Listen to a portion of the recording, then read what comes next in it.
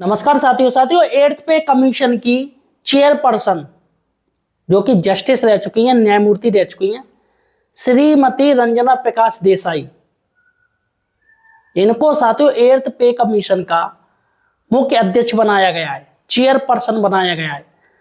भैया एक काम संभल नहीं पा रहा है, एक काम टाला जा रहा है, इतना लंबा लंबा खींचा जा रहा है।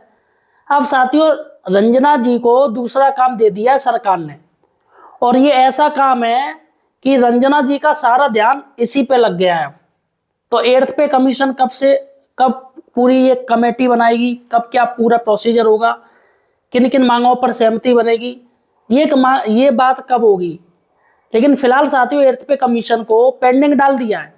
अभी कोलकाता पश्चिम बंगाल में अभी बैठक होने वाली है, लेकिन उससे पहले साथियों वहां पर एक civil code, uniform civil code यानी यूसीसी पश्चिम बंगाल में लागू होने वाला है। तो ऐसे में रंजना देसाई जी को एक टीम बनाई है, एक कमेटी बनाई है, उसका अध्यक्ष बना दिया है। अब सारा ध्यान उनका इसी यूसीसी में लग गया है। यह साथियों यूसीसी मतलब राजनीतिक चीजों में ज्यादा काम ध्यान लगाओ और राजनीतिक चीजों को जल्दी से जल्दी करो, और बाकी का जो पैसे से रिलेटेड हो, कर्मचारियों से रिलेटेड हो, पेंशनर से रिलेटेड हो, उसको रबड़ की तरह खींचे जाओ। वह क्या पॉलिसी बनाई है। साथियों आज हम 3 बड़ी खबरें आपको बताने जा रहे हैं। एक तो साथियों ये रंजना देसाई जी की बात करेंगे, आखिर इनको कौन सा कार्ड दे दिया है एक्स्ट्रा। दूसरा है साथियों कर्मचारी एवं पेंशन भोगियों के आश्रितों के लिए मेडिकल रिक्वायरमेंट बढ़ाने का आदेश। जी हाँ साथियों, अब 3500 से बढ़ा के 9000 रुपये महीना मिलेगा। जी हाँ साथियों, और तीसरी बड़ी बात है एट्थ पे कमीशन में 18 महीने डीए को लेके साथियों बड़ी तकरार हो रही है। यहाँ एक बड़ी खबर निकल के आई है सामने कि 18 महीने को लेके तमाम जो संगठन है वो एट्थ पे टीम से बहस करने लगे हैं। मतलब मामला बहस तक जा पहुंचा। भैया बहस तक तो पहुंचे गई। भाई आप कर्मचारियों को, पेंशनरों को पैसा देना नहीं चाह रहे हो, और जो उनको मिल भी रहा है उसमें भी कैची चला रहे हो, तो ये गलत है। तो साथियों आज हम चर्चा करेंगे, 3 बड़ी खबरें हैं। इसलिए साथियों अगर आप एक पेंशनर हैं, फैमिली पेंशनर हैं, या बैंक केंद्रीय पेंशनर है, बैंक पेंशनर है, मतलब किसी भी तरीके से आप सरकार से पेंशन ले रहे हो, तो हमें सपोर्ट कीजिएगा, चैनल को सब्सक्राइब कीजिएगा। जी हाँ साथियों, यहाँ पर पेंशनरों से रिलेटेड सारी की सारी खबरें लाते हैं और पेंशनों की आवाज उठाते हैं। जी हाँ, हमारा चैनल पेंशनरों के सपोर्ट में आवाज उठाता है। हम चाहते हैं, हमारा ये उद्देश्य है कि पेंशनरों को ज्यादा से ज्यादा उनको फायदा मिले, उनकी जो परेशानियां हैं वो सरकार तक पहुंचे और सरकार हल करे फौरन। चलेगा साथियों, देखिएगा सबसे पहले हम चलते हैं यूसीसी यूनिफॉर्म सिविल कोड में eighth pay chairperson Ranjana Prakash Desai को टीम का अध्यक्ष बना दिया। ये नया काम दे दिया। एक काम हो नहीं पा रहा है, लेकिन ये नया काम दे दिया, और अध्यक्ष जी ने भी यहाँ कह दिया कि चलो भैया हम ये काम कर लेंगे, हमें कोई दिक्कत ना। देखिएगा साथियों एक लेटर देखिएगा, ये देखिएगा लेटर देखिएगा, government of West Bengal judicial department, और ये तारीख है 10 जुलाई 2026 का लेटर है। नोटिफिकेशन यहाँ पर देखिएगा, where in view of the previous of article 44 in part 4 of the directive principle of the state policy under the constitution of India, the state shall undertake to secure for the citizen a uniform civil code through the legislature of India। तो यहाँ पर साथियों पूरी team बनाई है, और इसमें देखिएगा जस्टिस रंजना प्रकाश देसाई जो रिटायर्ड जज हैं, चेयरपर्सन साथियों बनाई गई हैं, और बाकी के ये मेंबर बनाए गए हैं। देखिएगा कुल 9 लोग हैं, इसमें जस्टिस जी चेयरपर्सन बनाई गई हैं।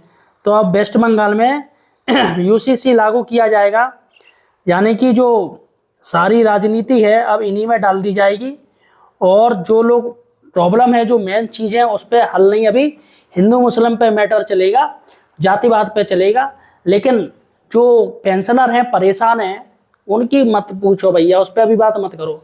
और जो कर्मचारी हैं, केंद्रीय कर्मचारी, राज्य कर्मचारी हैं, जो मांग कर रहे हैं एट्थ पे कमीशन जल्द से जल्द लागू किया जाए, 18 महीने का डीए दिया जाए उसको, लेकिन इस पे बात मत करो। हाँ हिंदू मुस्लिम पे खूब बात कर लो, तो भाई साहब खूब जात पात पे खूब बात कर लो।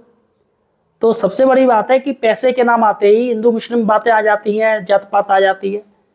बस पैसा मत मांगो। चलेगा साथियों। दूसरी बड़ी बात है कर्मचारियों एवं पेंशन भोगियों के आश्रितों के लिए मेडिकल रिप्रेजेंटेशन बढ़ाने का आदेश। जी हाँ साथियों, देखिएगा एक लेटर देखिएगा, और ये लेटर है additional chief secretary of government Haryana department से है।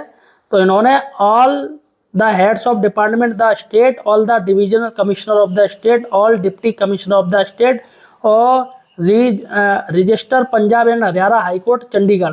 तो यहाँ पर साथियों पूरा लेटर है, मैं इनको हिंदी में आपको बता रहा हूँ कि आखिर ये क्या है, क्या चीज़ है, क्या बात की गई। देखिएगा यहाँ पर है, विषय है राज्य सरकार के कर्मचारियों एवं पेंशन भोगियों के आश्रितों के लिए चिकित्सा प्रतिपूर्ति। प्रतिपूर्ति का होता है पैसा देना, प्रतिपूर्ति हेतु आय सीमा बढ़ाने के संबंध में। तो यहाँ पर साथियों आय सीमा बढ़ाई गई है। यहाँ पर जो है मुझे निर्देशित किया गया कि आपका ध्यान हरियाणा सरकार के पत्र लीजिए आकर्षित करूँ। इस संबंध में यह निर्णय लिया गया है कि राज्य सरकार के कर्मचारियों एवं पेंशन भोगियों के आश्रितों की यानी फैमिली पेंशनर की बात हो रही है, मासिक आय सीमा जो चिकित्सा प्रतिपूर्ति के उद्देश्य से वर्तमान में 3500 प्रतिमाह निर्धारित थी, अब उसे बढ़ाकर 9 माह प्रतिमाह कर दिया गया है। यानी कि चिकित्सा प्रतिपूर्ति आपको 9000 रुपये प्रतिमाह मिलेगा। यानी कि अगर देखा जाए तो अगर आपका जो पैसा खर्च होता है इसमें 9000 रुपये आपको दिए जाएंगे। पहले 3500 रुपये मिलता था अगर आप एक फैमिली पेंशन है तो यहाँ पर साथियों पूरा आदेश हो गया है और बाकायदा यहाँ पर सभी को ये दे दिया गया है लेटर। और अगर देखा जाए तो साथियों 3500 से बढ़ाकर 9000 रुपये कर दी गई है। मासिक आय सीमा है साथियों, ये आपकी इतने आपको पैसा मिलेगा जो कि हरियाणा सरकार की तरफ से दिया जाएगा। काफ़ी अच्छा कदम है पेंशन भोगियों के लिए और लोगों के लिए।